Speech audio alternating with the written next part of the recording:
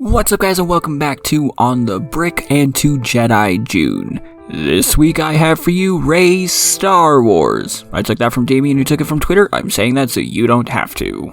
I mean, there's no one better to start with, right? As long as you ignore Obi-Wan, Anakin, Yoda, Yarrell Proof, Yaddle, Luke, Star Wars Kid, Quinlan Vos, Mace Windu, that guy down the street who looks like a Jedi.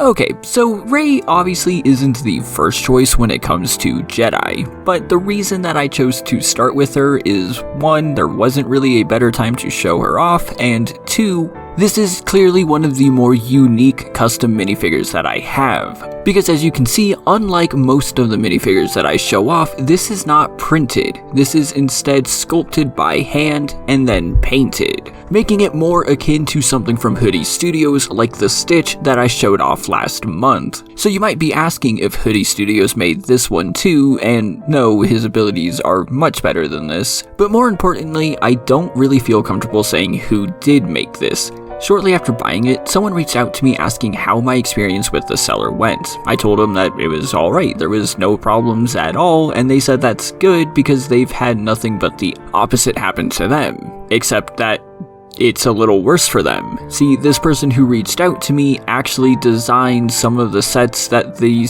person who made this Rey sells on their website, but does not get any of the credit or funds. And the seller is apparently a little aggressive about this, and honestly, if I had known that, I wouldn't have bought the minifigure to begin with, but I really only did for Jedi June, so that's the compromise. If the seller does not want to give any credit to those who do the hard work for him, then I have no reason to give him any credit either. But that and my earlier comment about Hoodie Studios does not necessarily mean this is a bad minifigure, quite the opposite. It's actually pretty well done.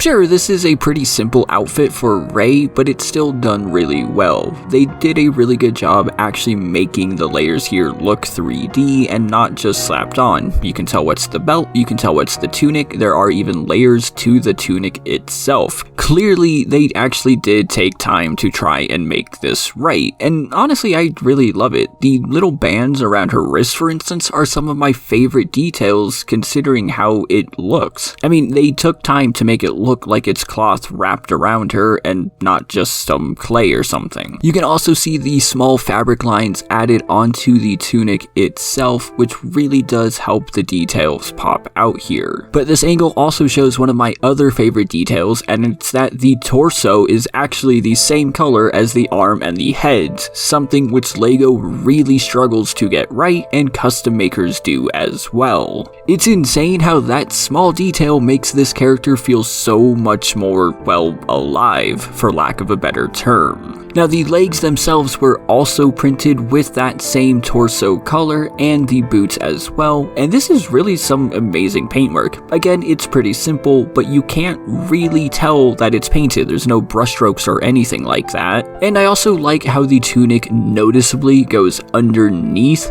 the belt, but then immediately goes over the holster, but the other side of the tunic goes underneath both. It really is a lot of detail, and if you've ever tried to sculpt something like this, you know it might take a few tries to get right and a whole lot of patience. One other thing this designer did though was take advantage of Arielite's curved torso, and this definitely allows the minifigure to have a more feminine physique, which I think really helps with making Rey look like Rey. Now, normal minifigures from LEGO do the implied torsos, which is totally fine, but if you're going to want to do that, well, here's a better option for you. The tunic does wrap around the back, but does stop underneath the belt. There's nothing on the actual back itself, which kinda sucks, but it's understandable. The hair does get in the way.